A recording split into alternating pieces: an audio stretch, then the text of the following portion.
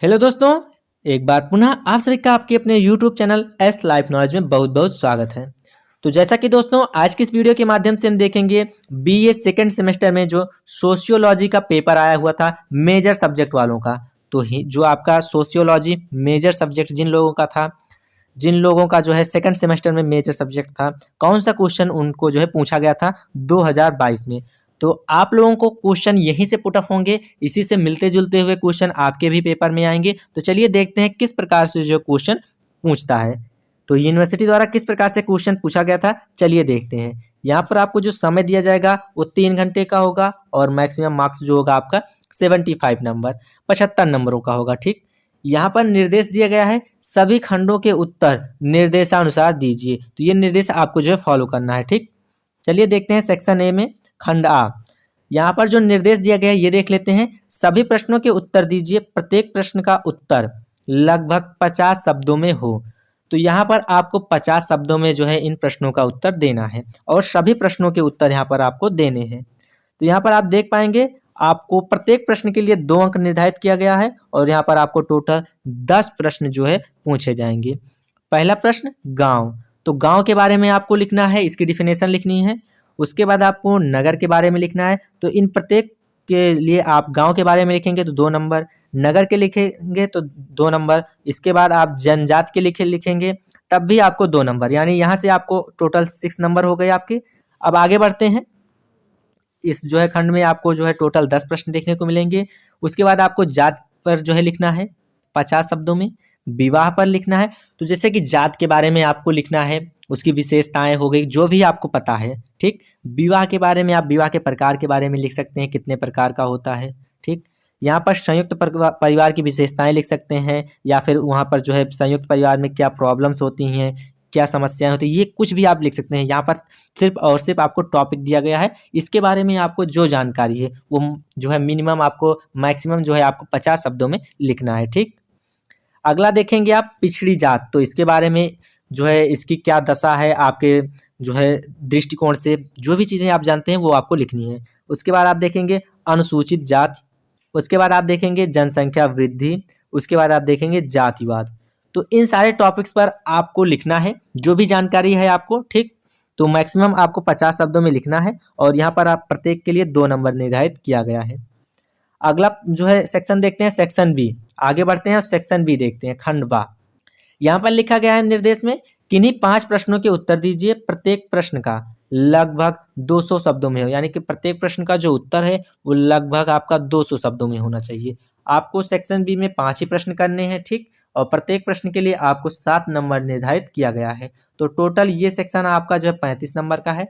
चलिए देखते हैं प्रश्न किस प्रकार से है। तो चलिए देखते हैं प्रश्न।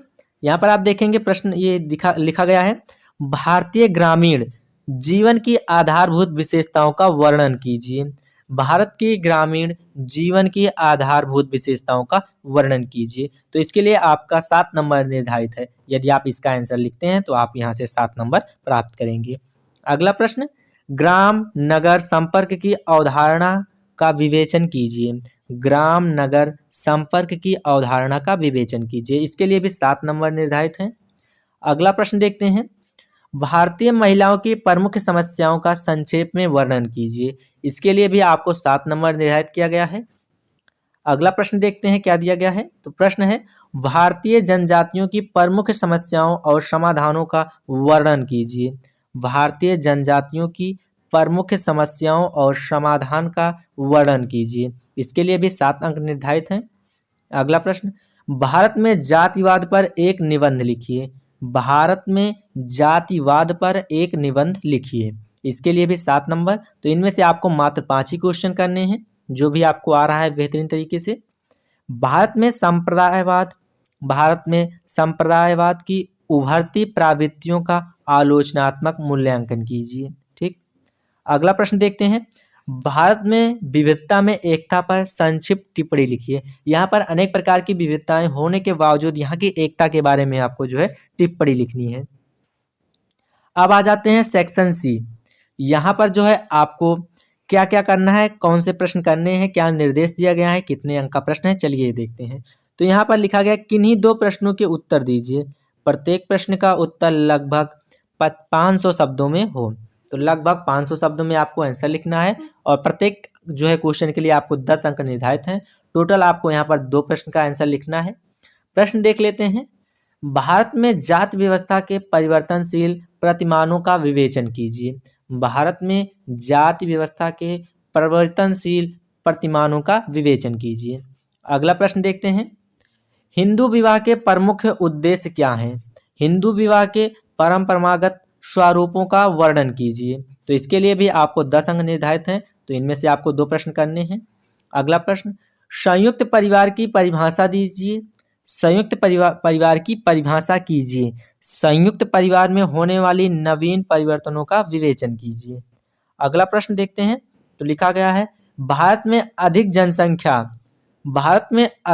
जनसंख्या के दुष्परिणामों की विवेचना कीजिए।